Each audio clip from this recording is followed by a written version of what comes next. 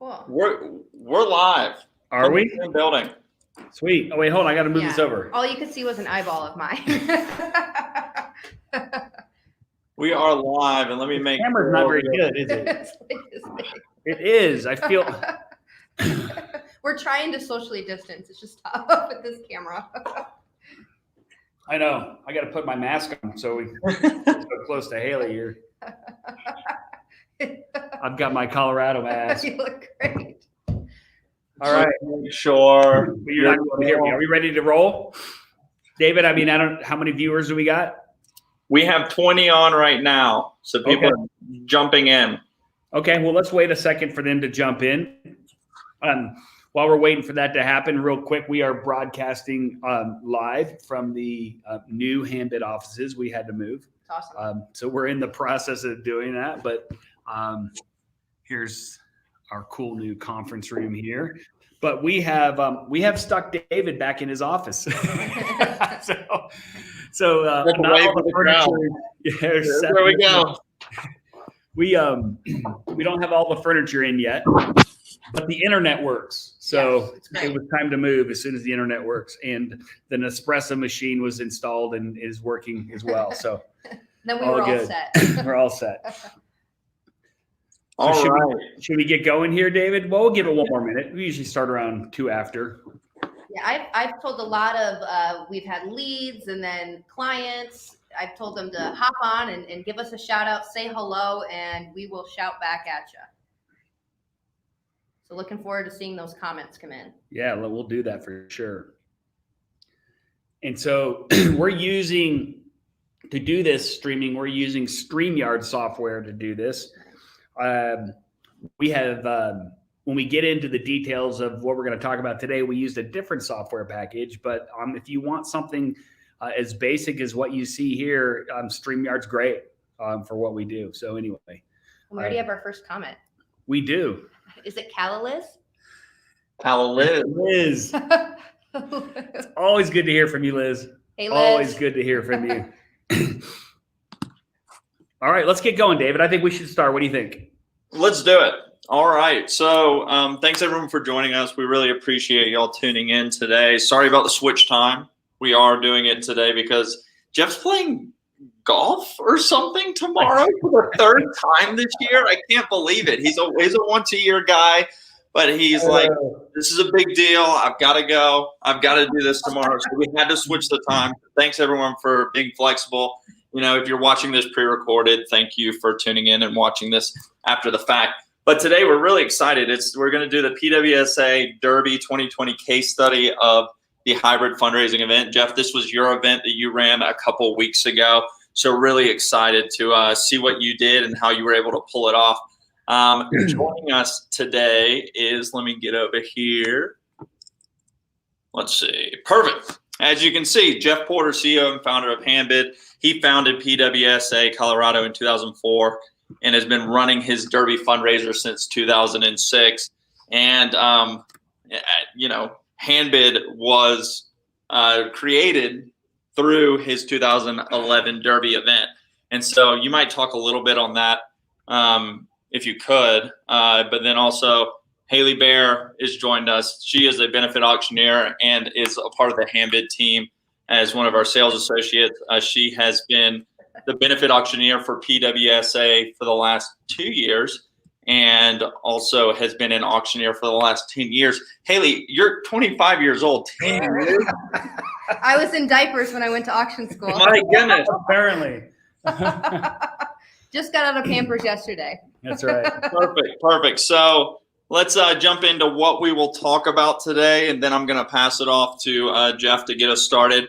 First and foremost, how has COVID impacted our annual fundraiser or Jeff's annual fundraiser in its 15 years? And then also how his board and organization worked through those challenges. And then also how they designed and executed their event. And finally, the results. What was the outcome? Was it successful? Was it not? There we go. Jeff, you ready? Yeah, and please take the opportunity to drop your questions in. We can see them here. David can see them, and we'll try to get them answered. sometimes as we go along, and if not, definitely by the end. Okay. Perfect. So let's do it. Let's do it.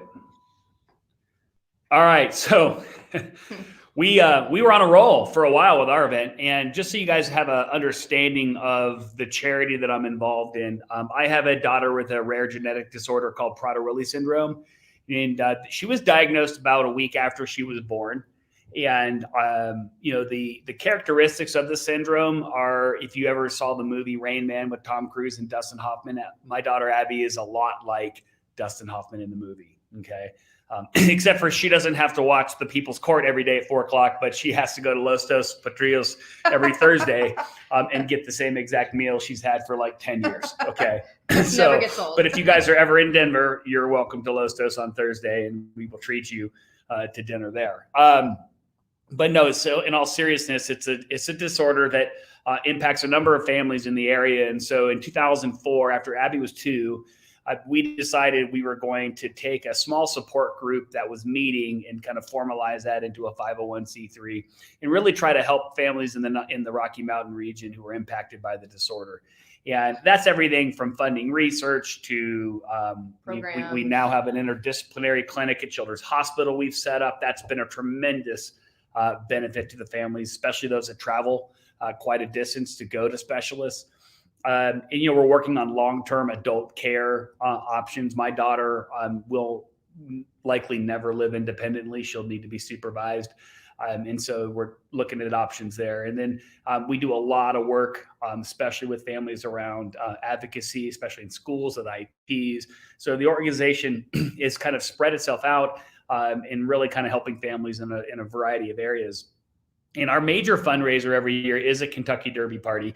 It was a party that we had at our house for a number of years. And then when we decided to turn it into a fundraiser, it started to grow and grow. And then eventually we moved it to a bigger venue. And then it's moved a couple of times in Denver to bigger places. And last year was our first time for 2 things. One, we brought Haley in to really kind of step up our auction and our appeal, but also we had moved to the Broncos field house at Mile High. And so that was kind of a new era for us in terms of size and stature and whatnot. So we were on a roll, right? I wouldn't tell you that we were really ready for COVID-19, but we were certainly on our way to being ready for our Derby event. So January our event's the first Saturday in May. We don't get to pick the date. And so by January, we had all the contracts in place. We had hired the AV company. We had a new sound group coming in, and we were set with the Broncos on the date at their facility. And we were starting the process of soliciting items. By February, the board starts to meet regularly. We don't have paid staff. So this is an organization that's run through family members and board volunteers. And we typically start meeting probably mid-February every week or every other week just to make sure that things are getting put in place for the May event. And then along comes March and COVID shuts everything down. And it really kind of caught us off guard in the sense, and I'm sure you guys probably felt the same way. Here we are, it's March, and we're like, okay, well, how long is this going to last, right? I mean, is this going to be something where we're still going to have our event in May? Yeah. Is this something where everybody goes inside for 2 weeks and the whole thing goes away, or what? But anyway, it wasn't really going away. Still not going away. Yeah. So March 15th, we had met and decided to wait.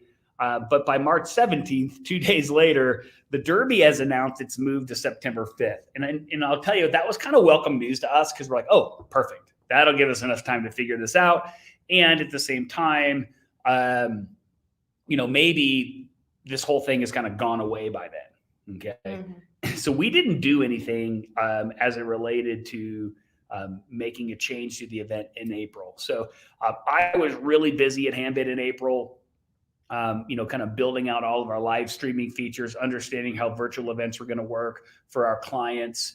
I mean, obviously that was going to apply to us as well. And then at the same time, we were trying to figure out what do we want to tell our donor base. So in April, we did send out an email. We basically told our donors that we loved them and that we still had very important work we needed to get done. We were still running our clinics and we still had, social work programs that we were running for families, and families were asking us for financial aid and stuff to help with the COVID situation as well. So we saw that our organization was still not just relevant, but was still desperately needed by our constituent base, and we wanted to remind our donors of that. So in April, we did that. And then May comes along, and we start to make a decision that we need to do something here. So when I say June 2020, it was like June 1st or right around then. We decided that even if we were going to be able to have this event we just assumed the Derby was going to go off in September. Even if we decided it was going to go off, we just didn't feel comfortable as a board saying we're going to have this 400-person event at Broncos Fieldhouse. And largely just because even if it was legal, we just didn't think it was appropriate. Okay, so let's keep rolling here. We have so many people coming on. Samantha, great to see you. We hope you sign with Handbid. We want you on our team. Hi, Aaron Marvin. It's good to see you too. All right. So what do we know? So I'd mentioned this on the last slide. We knew our community needed us more than ever. We knew that the desire for program services was not going to go away. We wanted to continue to run our clinics. Those were important. We run about 8 or 9 of them a year at Children's Hospital. And so we definitely needed funds, to kind of fund what we wanted to do in 2020. And we didn't want to dip into reserve. So I know a lot of different charities have gone out there and said, well, we got PPP. Well, we don't have any employees, so we weren't going to get PPP. But also, like, do we have some reserves? Yeah, we have some reserves, but we didn't want to have to dip into those if we could avoid it. And so we decided that we're going to need to go ahead and run a fundraiser, right? I've heard other charities come and connect with us and say, hey, you know what? We want to cut expenses, but your expenses are never going to cover your revenue shortfall. So cutting all these expenses wasn't really an option for us either. We just didn't feel like that was going to get us there. Okay, so let's keep rolling here, David. Okay, so the first issue for us was the date.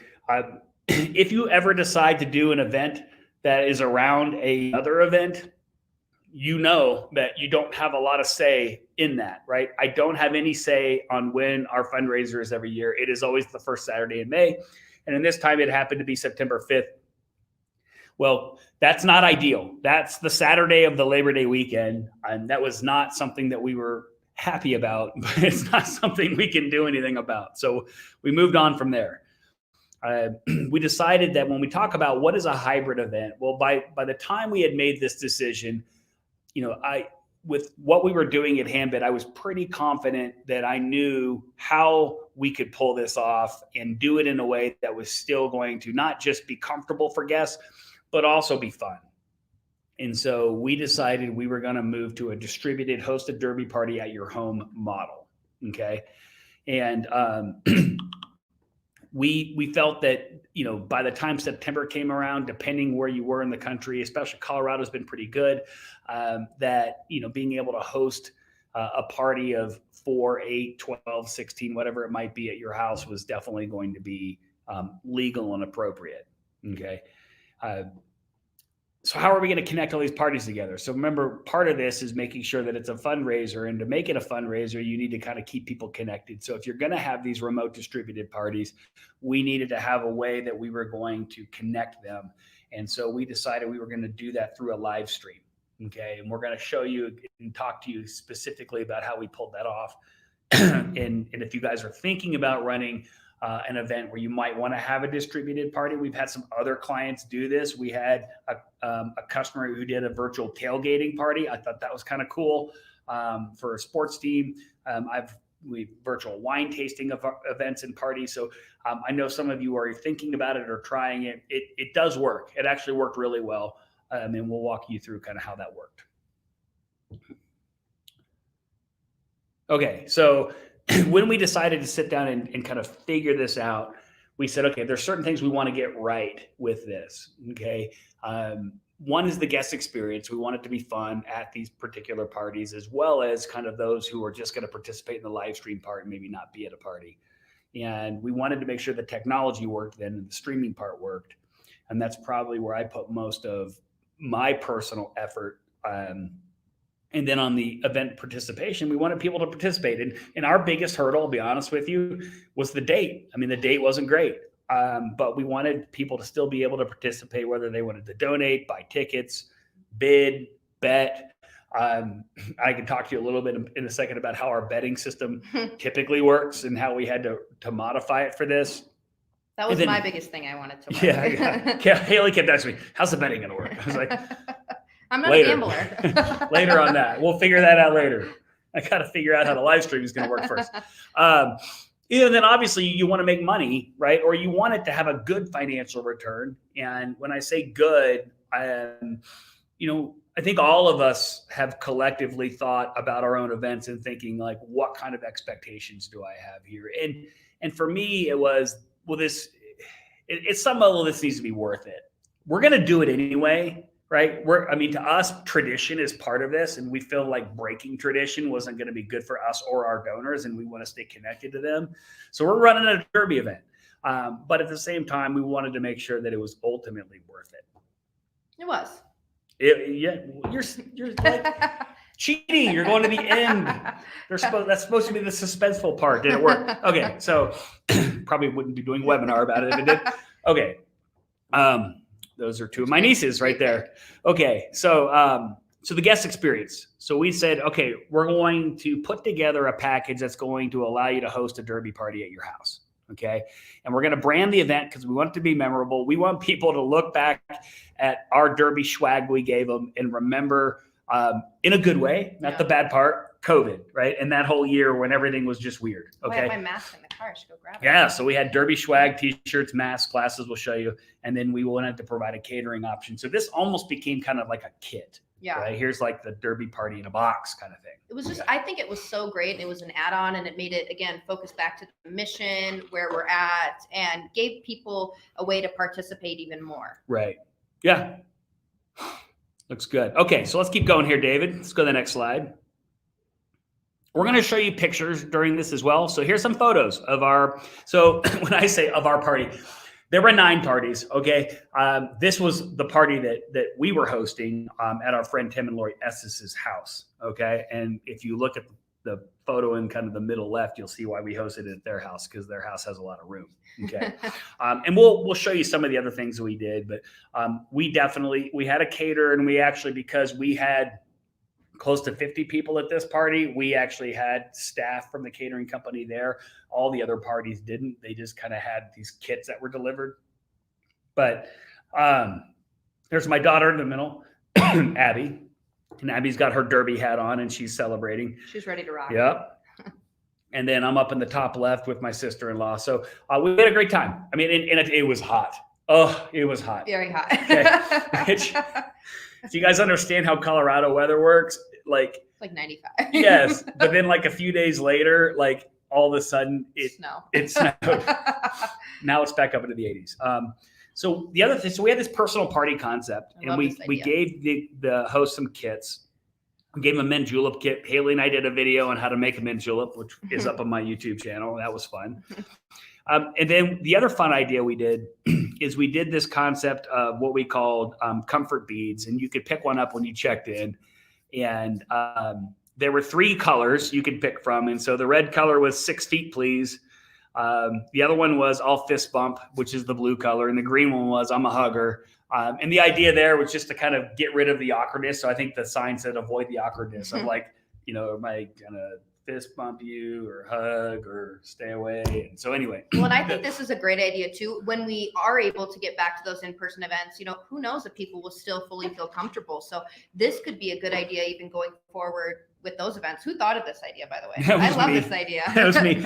And Liz, you can use Mardi Gras colors for your event and do the same thing, and it'll be a lot of fun. So anyway, if the guests didn't even care about that, they just loved it. Like, It's fun. Yes, especially the ones that wore one of each, right? Like, what are you doing to us? So anyway, and then we had derby masks, and I'll show you that on the next slide, what those look like. All right, so here's our swag. So for us, brand and obviously the marketing elements of this are important. So we have a great designer. We work with them every year on a new derby logo. for whatever reason, we change it up every year. That's cool. So this year I said, Chris, we need a horse with a mask on. So get me a Derby Day logo like that, and then we're going to build out all of our gear. So everybody who purchased a party kit got some of these things. And so there's a T-shirt. What you're looking at in the bottom there is the Derby mask, and then we have Derby glasses. These have become collectibles, like a low ball glass. This year we did gold. And then we give all the plastic cups out and stuff. And in our theme, much to the chagrin of one of our board members who's an English teacher, was we crossed out the word. We took the word safer at home, and then we crossed out the word safer and put funner at home. And I got that through her. It took 2 board meetings to get that one approved, but we got that out the door, and people loved it. I mean, I think they felt like it gave them, just a little bit of humor associated with a really, really tough time for a lot of people. So we made it fun. We did our best. We did.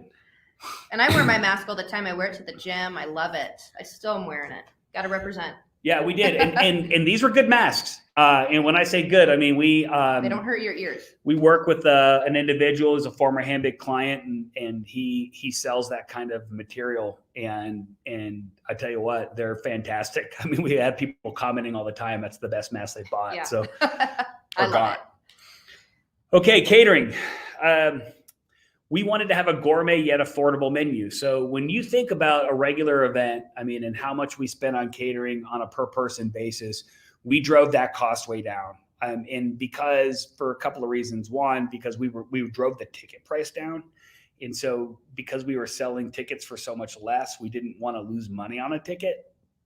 The other reason is because we just kind of felt like if I don't have someone walking around and serving it to you, why am I spending all this money? So we created a menu that was real easy to kind of reheat, package, deliver out to people that they could serve pretty easily. So we got the cost down quite a bit. When I say quite a bit, I want to say we were under $30 a person, and that was important to us to do that because we spend way over that price when we do it in person. So, and then the mint julep kits.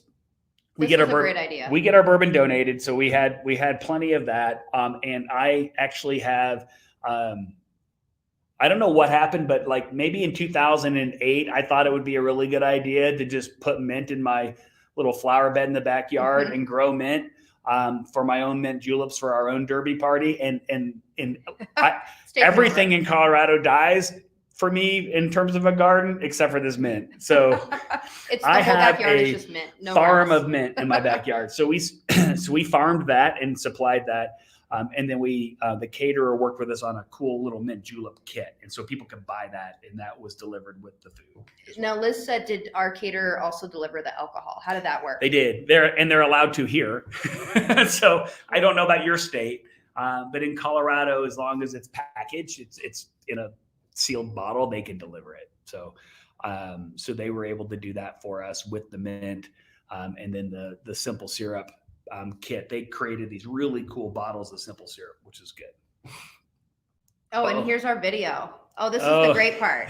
This is we pre-recorded this, so I would never do this live, but we did pre-record our how to make a mint julep video and walk people through it. I love it. Samantha said, way to grow mint in Colorado. No. Jeff knows how to do it. He supplies it all for the Kentucky Derby every year as well. I cannot grow tomatoes in Colorado, Samantha, but I can grow habanero peppers and mint. So there you go. This was great though, because it was one, fun to do. And number two, it was a part of our event, and it showed people, hey, here's how you do it. And it was just fun for them to see. Yep. And those are previous Derby glasses. Yeah. Okay. Let's keep going. Okay. So we had this massive LED screen, and you're wondering, why was it necessary, Jeff? It wasn't necessary, but I had already paid for it. So this was part of our deposit that was already kind of sunk in in a contract we signed in January. So it was like, why the heck not? Let's put it up. right? It was cool. It was new. It was unique. It was totally different than I've done quite a few of these virtual events, and this just took it over the top. I mean, it was just, people loved it. It was so fun to see this. Well, and what you're looking at here is you're looking at the live stream of Haley. Haley was probably about 20 feet to the left of this. Sweating. But that's the Handbid live thermometer that's integrated into the video on that screen. So that was actually kind of fun. And so the people over here in this part of the party could see that. It's a little tricky. You have to really be focused. If you're live streaming and you hear yourself 8 seconds later somewhere else, it can really throw you off. Haley did a great job. Gotta be focused. Just kind of staying focused and just talking into the microphone and the camera and not worrying about what she might be hearing somewhere else. But for us, what we told everybody was you need to have high-speed internet. You need to have a large TV this is kind of like what they call those viewing parties, right? So we're going to have a big viewing party here, and then we're going to have the Zoom app on a smartphone. And the Zoom app came in kind of a last-minute design change in order to drop in on all of our other parties, because we felt that was going to be important. If we're going to connect these people together, then we want to really connect them. And we're going to talk about how we did that here in a second. Well, and I think this is good too, because, we did have people over at this house party, right. And what are we going to pull up a laptop and have 40 people watch this on a laptop? This was especially great for them because they had this big screen where they can watch the Derby race, they can watch what we're talking about, and everybody can participate. Yep, I agree. And this is a lot better than wheeling out your 75-inch TV on a stand into your backyard. Yeah. So anyway, but we did instruct hosts, have a big screen, make sure you got internet access so your folks can bid, make sure they bring their phone. We also provided Handbid instructions, and some of those went out to the party hosts in advance, but we also included those in the live stream. So how did we do that? We ran a slideshow as part of our live stream. And in that slideshow, we were showing slides on here's how you bid, here's how you bet, here's how you register. So those things are also important, and we can share those with you. I mean, I've had a few of you ask us for them. They are specific to our event. I would tell you, if you're going to do a how to bid kind of thing in your live stream, don't put a lot of detailed instructions in there. I think ours was 4 bullets. Download the Handbid app. Yeah. Search for PWSACO. Register.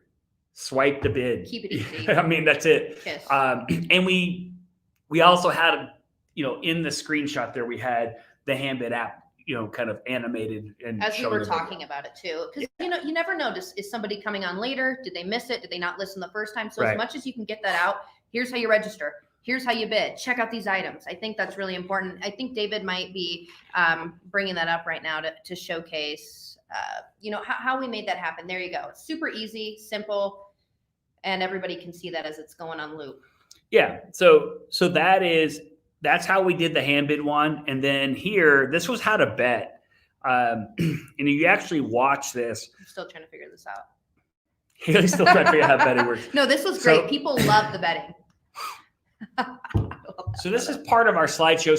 So one of the things that we decided to do, we're going to talk about it in a second, is we had to decide how we were going to do this live stream. Is this going to be a 20-minute presentation like we've been telling a lot of our clients to do, or are we going to do something different? And so I just want you to know that was a decision that took a little bit of time to figure out how we wanted to do it. So this is actually in our live stream here. So what you're watching is we had the Handbid app animated. So we just recorded the screen as we were doing our thing, because you can record a screen on your iPhone.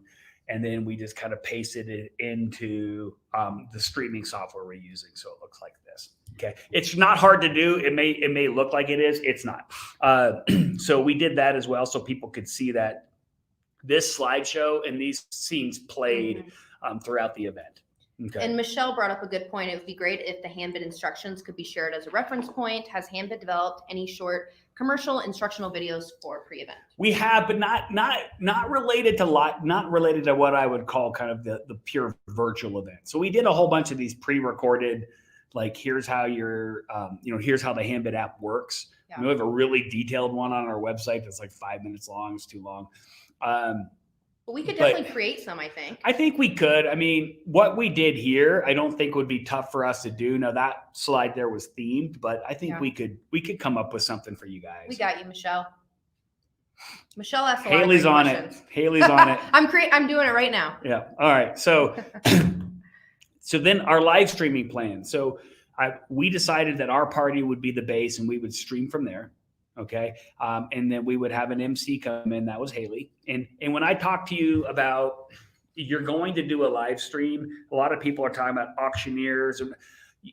Look, the type of auctioneer and MC you need for this could have been your former benefit auctioneer, but doesn't necessarily have to be. Not everybody's good at doing this in front of a camera. Okay. Some people are good because they're in front of a crowd.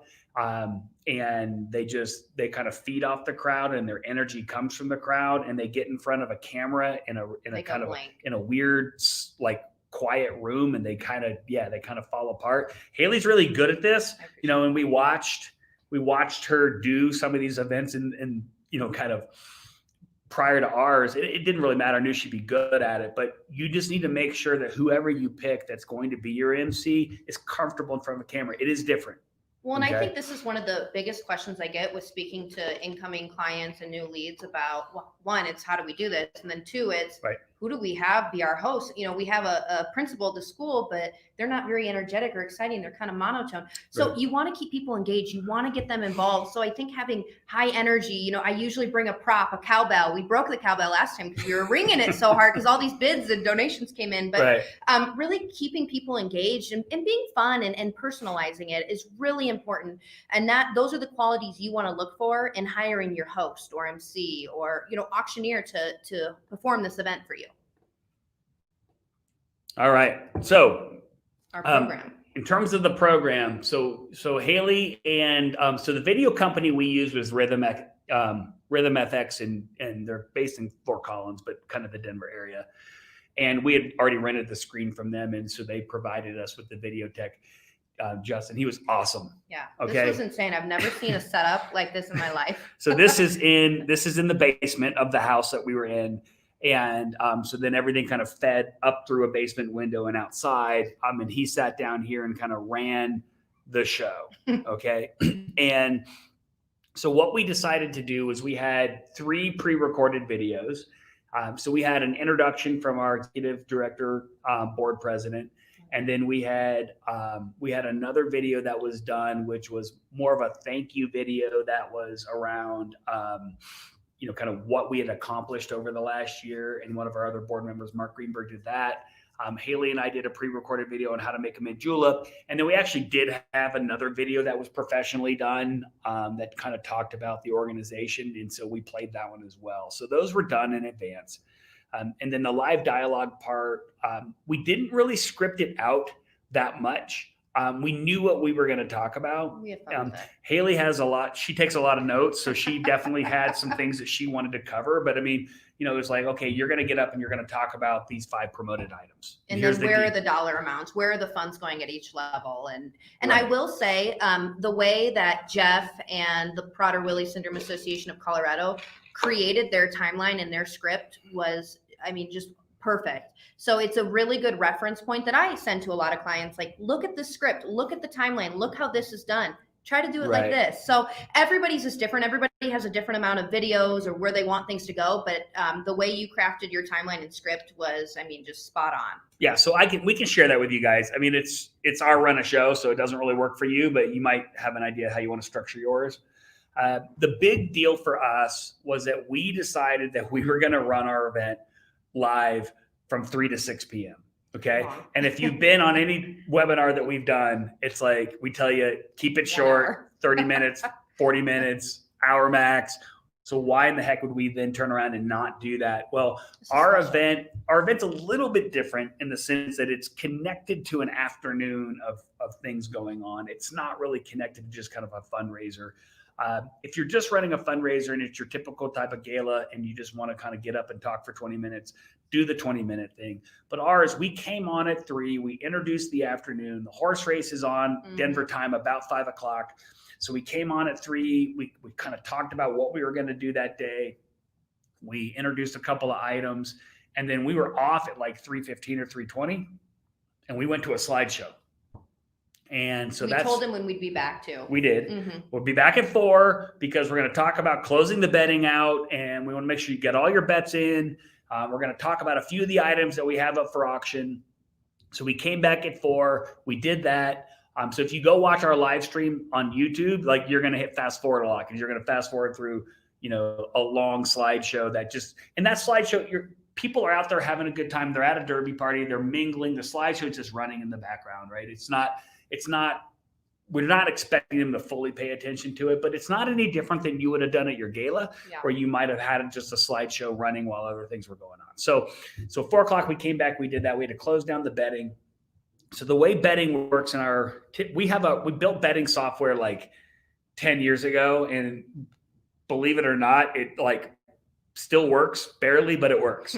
But the way betting used to work for our event was that we would have fake money just to kind of get around the gambling restrictions. So we'd have fake money at our event. You come into our event, you would get the play money just like you would at a casino night. You'd use that to bet on the horse race. And then if you won, that money could be used to reduce your bill off your auction. Well, we couldn't do the fake money. The other thing we couldn't really do is there's really no easy way to kind of do the betting part. So we actually put it all in Handbid.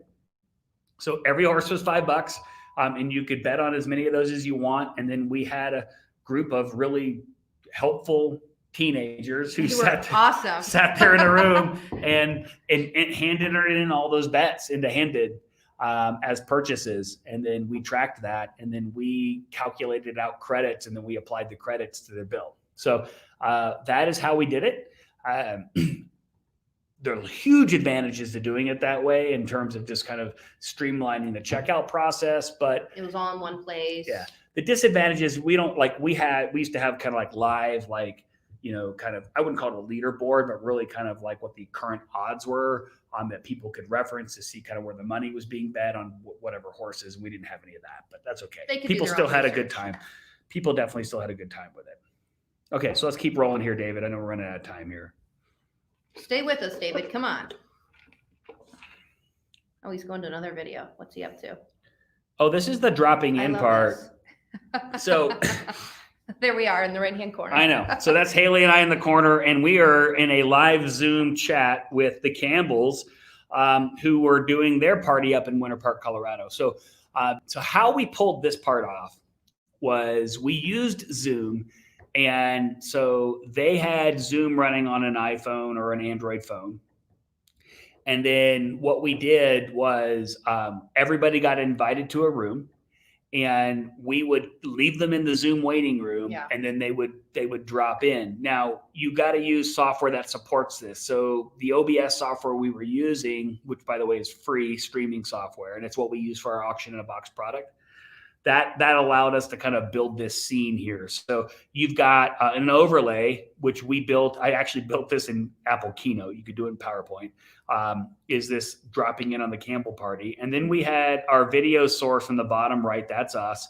And then in the background, we have the parties. We have the different parties. Okay. Now, and then to get the audio to work, we actually you had to use these virtual audio cables and stuff, which we could certainly explain how we did it. But you use these virtual audio cables, which connect your Zoom conference feed into your streaming software so they could hear us and we could hear them. And it came together on Thursday, and our event was on Saturday. So just in the nick of time. Yes. The big struggle here. So this is my brother's house. So they did an event. The camera was all over the place. Yes, because they gave it to a 14-year-old or a 13-year-old or something. So, but anyway, it was fun for us to try to connect everybody, and they loved seeing themselves on the YouTube live stream. Yeah. So they had a blast with it. And then, the other thing about this, which I thought was really special, was it allowed people who weren't at any of these parties, like my in-laws didn't feel comfortable going to any of these parties.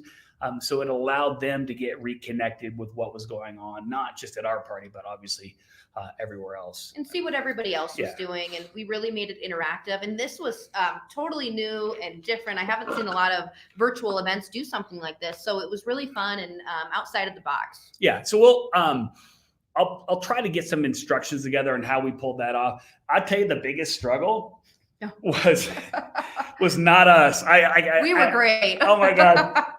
We're dropping in on people who are just not tech savvy people. Okay. Or their connectivity was bad at their house and they just didn't know, or we'd be like, oh, okay, we're going to drop in on this family first. And they would drop off and a whole other family would come on. We're like, okay. But we made it work, and it was somewhere awesome. in this webinar is a picture of my wife, I think, standing in a window well. So we hired her and said, look, your job now is to connect, tell us who's coming on, because we had a list. It's like, okay, the Petersons are first and then the Greenbergs. Well, that list didn't play out because people like, well, we got the Greenbergs in there, but they're not there anymore. What happened to them? So anyway, Carrie was instrumental in like looking at me and saying, Hoslers are next, and then texting the Hoslers saying, we're dropping you in. Because remember, everybody's in a waiting room in Zoom. And Carrie's in a window well. Yes. We're in a waiting room in Zoom. We're dropping you in, so pay attention. They'd have their phone up. So, but it was great. Let's see that next slide, and we keep it coming. We'll eventually see Carrie. Oh, I love this live stream program. This is great. With our mask slide in the back that was in our slideshow. Okay, we talked about this, right? We decided to keep this and do kind of the long program where we're just kind of drop in with something live and go back to the slideshow. Well, and that's how the Derby is. And we made it about the Derby. We talked about the Derby, and we also tied that into our event. Right. You saw the screen. Again, we use OBS. That's where we can add all these banners with people's names. What Pro Presenter for our slideshow? Yeah, so lots of churches use Pro Presenter as well. It's a great app. And what you're able to do in Pro Presenter is it works really well with OBS for live streaming. But we took all of our slides that we did in our slideshow and I saved them all as JPEGs out of Keynote. So they're all images. You drop them into Pro Presenter. You can put background music on it. It'll auto transition everything. It's just better than trying to do that out of Keynote direct or PowerPoint directly into a streaming tool. It gave us a lot of flexibility there. So that one was good. Now, for the race itself, we aren't legally allowed to show that race through a YouTube live stream. So when the race came on, we're like, okay, we put up a slide that was like, go to NBC. Yeah, if you're on Comcast, here's the channel. If you're on DirecTV, here's the channel kind of thing. So that they knew how to go find that. They'd watch the race. And then we said, okay, come back in 15 minutes. What a race that was. Yes, it was fun. All right, let's keep rolling here, David. Oh, there we go. There's Carrie in the window well. Okay. So we talked about how we did the connecting of the remote parties. The tech was a little bit tricky, like it says in here, to get right. But so what's a virtual audio driver? That's kind of what I'm interested in. Inside that window is where Justin was doing all of the tech and knowing who to admit into the Zoom room. And Carrie's yelling out at me, who's next. And I'm probably 15 feet away from here. But it was great. We captured a photo of this. This is fun. Virtual audio drivers are just a way, they're not cables. Okay. So it's inside, it's software inside of your computer, your Mac or your PC that connected our Zoom to our OBS. So in Zoom, when you have to say like, this is the microphone I want to use, or this is the speaker, well, those are what those were. They were called virtual cables. And so anyway, it's a little bit tricky, but we got it to work and they could hear us, which was exactly what we wanted. So, all right, let's keep rolling here, David. Okay. So on the event participation side, so we did promote ticket sales and that went pretty well. I tell you, our biggest hurdle was the date. It was not anything else. Catering was optional. People did not have to pick that option if they wanted to host a party. And then we ran everything through Handbid. So all the betting and the donations went through Handbid. All right, keep going here, David. So how do we do? I'm sure you guys are wondering to know. So we did well. I tell you what, I surprisingly well. If you look at the numbers, you would say, well, gosh, it doesn't look like you did as well. Well, you're right. So we had 150 bidders. versus 198 the year before. I was really happy with that number. We had half the number of items. So, I mean, I'm not worried about half the number of bids. I think the bidding was actually pretty good. Our silent auction did almost 15,000, it's like 14,700 or something like that. That was good. And now, yeah, we did 27 the year before, but we had a lot bigger, higher end items in 2019. We had some items that were several $1,000s, which drove that number up. But we had just really good participation, despite the fact that, you know, some of our biggest bidders, and one of our families is one of our more dedicated families. They're big bidders. Their son was getting married on that day. So anyway, just those types of things happen, as you know. But still great results, and we were really happy with them. Oh yeah, and we're going to talk about, you know, specifically why. So if you look at the results here, you can go through all the stats or whatever. At the end of the day, 2019, we would net about 75 grand. Our organization runs on about 100 a year. So we get about 25 from other sources throughout the year. This fundraiser nets about 75. It grosses, I mean, much higher than that, 110, 115, 120.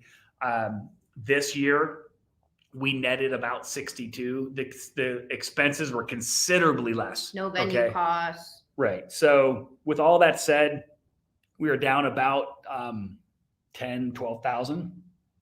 And we were really happy with that.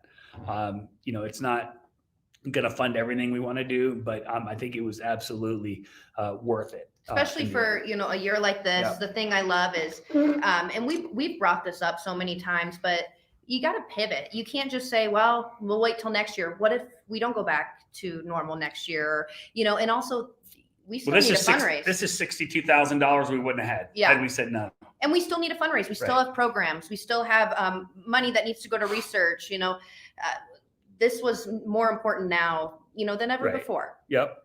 So let's keep rolling here, David. Oh, look, Abby's happy that we fundraised for. It's always good to see Abby smiling. So we didn't have a venue cost. Our AV costs were significantly less. We had a reduced catering cost for sure. We did fundraising on online peer-to-peer fundraising, and those results were pretty similar to each other. Good. So we were really happy with that as well. And look, we're about 13,000 down. We can easily make that up in other ways. But at the end of the day, we're really, really happy with what we ended up with. Yeah, whether that's using Handbid for a peer-to-peer platform. And one thing I love is no matter what auction package you're in, you get a certain amount of non-auction events. So if you just wanted to run a donation drive for a month, if you wanted to sell merchandise, sell tickets to an event, you can use our software to do all of those things. Yeah. And puzzle. The puzzle piece is great. That's a nice tool. Right. Let's keep it coming. Okay, so our recommended packing list. So what do you need? So I like OBS software, and I'll tell you the number one thing that I love about OBS is it costs nothing. Okay, so it's open source, and it's not for the faint at heart. But if you have somebody who's technically skilled, I think it's flexible enough. Once they figure it out, you'll get it. Pro Presenter for slideshows, I think that works well. That is commercial software. It does cost a little bit of money, but I think it does work really well. We also used Keynote or PowerPoint to generate those overlays. So all those, like, they're called lower thirds, but like, you know, when you see the news and you see their name pop up or whatever, like a little banner. Yeah, that's all usually done in some sort of tool. We used Keynote to do those. You need good microphones. Some of the live streaming ones we've heard, the sound has just been bad. So test the sound, understand how it works.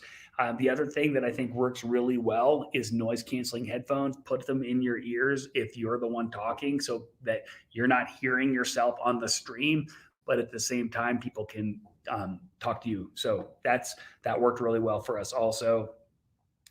Haley and I each had like one earbud in and the other one not, so we could hear things. But at the same time, we also knew what was going on. On the resources side, have a vision of what you want to do. Good timeline, run a show. Yeah. Get a good designer and somebody who can help kind of graphically depict your vision. Get a good MC, somebody who's comfortable in front of a camera. Get a committed team of workers. that are going to help you put this and pull this off. And then just make sure you have the time to do it. And somebody said, can we get a slide, or can we get this slide in a screenshot? Yes, we can definitely get that over to you. Yeah, we'll get you the deck for sure. We got you, Melissa. I have one last slide here. Okay, so final thoughts. Get on top of the wave. Get on top of the wave, 900. So ride that wave. Definitely don't get crushed, right? And what I mean by that is you need to be intentional. You need to say, we're going to go do this. We're going to fundraise this way, and we're going to commit to it, and we're going to pull it off. In times like this, I know it's difficult because I know you might be involved with a group of people or an organization or a board where some of them are like, we shouldn't be doing this. And if you feel strongly about it and you feel like this is going to pay off for you guys, then you need to be, kind of courageous about it and say, no, this is going to work. Make it happen. Right? So many people that I've talked to are just, they're not paying attention, or they're saying, you know what, we just don't know what we're going to do, or we're just not going to do anything. And what I say is that you're facing away, and all of a sudden a wave just kind of crushes you. So don't let that happen. Set reasonable expectations. So, and this was something we talked about as a board. I mean, we're going to make any money? It's like, well, yes, I think for us, we felt like making something is better than making nothing. And, obviously you have to feel like it's worth it. So, for us, we were going to do it anyway, because we feel like our Derby event is such a tradition for some of our donors that we didn't want them to lose that tradition. So you saw, we had 9 different parties around town connect. Now, outside of that, you might be thinking, gosh, if I only make a few grand, is it worth it? That's up to you. You got to figure that out. Well, and to be honest, we've been seeing really great results. We had great results, as well as I've seen hospital organizations, I've seen schools. A lot of people have pivoted and they've been proactive, and their results are good. And then they're like, hey, wait, we don't have a venue cost. We don't have any food costs. This is great. It is. I tell you what, even though this might have looked complicated, this is a lot easier than running an in-person event. Now, we made it technically complicated because we put up a 16-foot LED screen. But outside of that, I mean, just the logistics of it. I mean, setting up all the auction items, that was the same, right? My living room was full of auction items for 2 weeks before the event, like it always is. But we didn't have to display any of them at the event. That was nice. And the pickup and delivery has been amazingly easy. Yeah. So, and what we ended up doing there is we took the auction items and we looked at who won them and which board member that person was connected with. The board members came over to our house on that Sunday. I won the onion chopper. Yes. And they picked up all of the bags. Everything was in these cool blue Derby bags. And they picked up all the bags and they delivered them. It was great. Last thing I say on here is find the right partner. There's more to a good auction event provider than just their price. We were like, well, how much do you cost? Well, I would just urge you, if you're going to work with a company, especially, and obviously with us, we feel like we've figured this out. But whoever you are working with, whether it's your video company or it's your auction software company or an auctioneer, pick them because they're going to do a good job and they get it, not just because they're $500 less. Okay. And then find somebody with the vision and capabilities to help you. So somebody who's also not just going to do a good job, but is going to give you good ideas as well. This is what I've noticed too on the live auctioneer host portion is they're like, we love so-and-so who we've used in the past, but they're a little old school or they maybe don't know how to acclimate. And so they decide to go in another direction because you only have one shot. We're pivoting. We're going virtual. You have one shot to make this work. And Michelle she closed this out for us. I love this. She says, Handbid has been one of the best decisions we've made in this extraordinarily difficult time. And we are only scratching the surface. So we thank you. Well, we thank you for trusting us. Yeah, for sure. And, look, don't be hard on yourself. Okay. I mean, at the end of the day, have a glass of wine, relax. At the end of the day, nobody's going to rake you over the coals if there's a glitch here or there. Right. We had a couple and people loved it. we had a few Zoom people too that filmed the scene when they're supposed to be filming their face. So, I mean, it just, look, I mean, it is what it is. But, at the end of the day, Have fun with it. Yeah, and you're doing something for a good cause, right? I mean, you wouldn't be involved in your cause if you didn't care about it, and and just kind of think positive through it. You'll get there. For some takeaways, we'll work on some kind of how to bid type of tutorials. Try to figure out the best way to deliver those. Yeah, put some thoughts in the comments on what you would like, whether it's maybe a little video or a little slideshow. I did see a good comment too, or question up above. It was from Calaliz, and it was about an event and having after party entertainment. I've done several events with after party entertainment, and it works great. You got to, throughout the program, hey, One Republic's going to join us, or hey, we have the Motley Crue's coming on, so stay with us to the end. Whoever it might be, entertainment wise, you just keep shouting that out. And one thing, David, if you can share your screen and go to www.autumnaffair.com, we did a virtual after party. Everybody clicked into this after party. We popped it up on the screen. People were dancing for 45 minutes. They kept going. The DJ firm actually turned it off, and they kept dancing. So after party entertainment is great. I see a lot of you are going to do that. I think it's wonderful to add that on, and it creates a lot of fun and something to keep people to the end. Yeah. And so what they did at their event, which I thought was interesting, was you had to be a ticket holder to go to the after party. And so they just emailed the ticket holders a Zoom link, right? So if you did want to keep that as something exclusive, you certainly could. Do not stream, whatever you do not stream commercial music through YouTube. They will shut you off, but you can get away with it in Zoom. So your after party can be that. And it was fun. It was actually pretty fun to watch. So Jeff was like, is this real? So this is their page. They used Handbid. They made this one-stop shop. They had the sponsors on here. You could click in, go to the sponsor page. They had a photo booth. They had how to bid, and it took them right to the Handbid page. They had the live video, the live stream, and then at the end was the virtual after party, and it was so cool.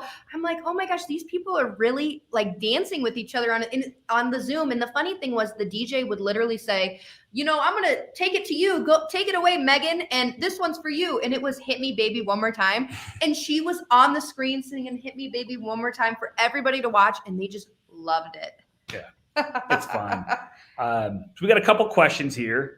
Hannah asked a question: what's the overall response from bidders to the transaction fees? We have a feature where you can prompt bidders to cover fees. And if you enable that by default, we see about a 90% take rate. And, it's not 3.5%. It's a little bit more than that, because you have to pay 3.5% on the 3.5%, but like 3.8, 3.9%, people are fine with that. And I don't see, like I said, we get a 90% take rate on it, and people don't. They care about the organization. They want to pick up those fees. And that's our girl, Hannah Robusto. She's a nice Italian lady. She just signed yesterday. So we love you. We're excited to have you on board. Michelle, yes. What a great idea. I love these ideas today. Thanks. I know we have some more questions. Haley, I've got something for you that was a little bit unique that y'all did at this event, that we'll give you a little auctioneer MC shout out here, but it was the slides that y'all used for displaying your items. Okay. I love this because if you can see, y'all played videos for each of them. And so explain like the difference and what, how y'all were able to showcase these live auction items when you were going through them. Yeah. So what you're looking at there is a couple of overlays. So this is my cousin's brewery in Nashville. So I dropped their logo in on the top left, and then there's a couple of overlays here. One was featured item, and then we had this other section here which says description. All that was in Keynote, and then it gets exported out is basically a transparent file, and then we stick it on top of a video. And then we just went out to YouTube and we found videos. Stripped the sound out, because we're talking, we don't need to hear that. So we stripped the sound out of them, and we just kind of let them play in the background while we talked. This was good because it was a great way to give them a visual. Maybe they're not listening, maybe they're in a conversation and they're like, oh wait, everybody be quiet, let's look at this. And they could see, what we were talking about. So we were already sharing this, and then we posted it up for everybody to check out. Right. So this is actually Easton Corbin performing at the Grizzly Rose. So thank God somebody on Facebook found, recorded, and so we could play it. So Thank you. so we threw the Grizzly Rose logo in there, and again did the same thing, right? Kind of put up what the package was, and I just felt like it gave it a little bit more life. Now our slideshow did show these items as well, but they weren't animated. So I think if you're talking about it and you can show something like this, I think it just gives it a little more life. It's not so sterile. Yeah. Yeah. And we had some, we have an indoor skiing one that we did. We had one that was a flying school, and it was, some video taken from the airplane. Aviation. Yeah. So it's kind of fun to kind of put some life into kind of what you're talking about. I would recommend doing that even if you had an in-person event. I mean, I've been to events where there was a package that was for like a skiing package to Banff in the Canadian Rockies, and they made the entire room snow. Ooh, wow. Oh, yeah. What event was this? Oh my gosh. And then they had another one where it was an African safari, and like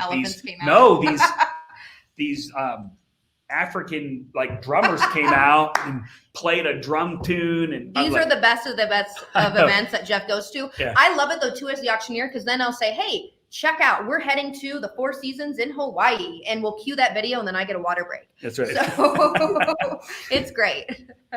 So those types of things will give your items some life, and I think they're a lot easier to do in a live stream. Than trying to pull that off in a big room with 500 people. So, did you have any live auction item bidding?